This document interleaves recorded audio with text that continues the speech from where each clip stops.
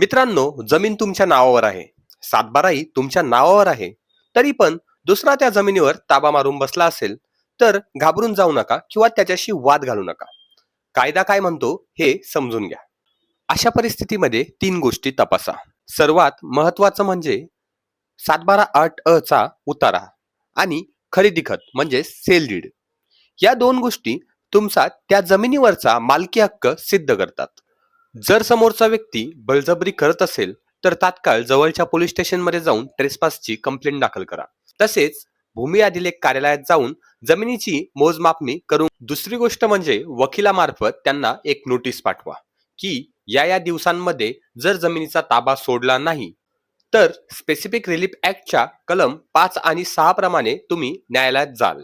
एक गोष्ट लक्षात ठेवा, कधी कायदा हातात घेऊ नका, मारामारी करू नका.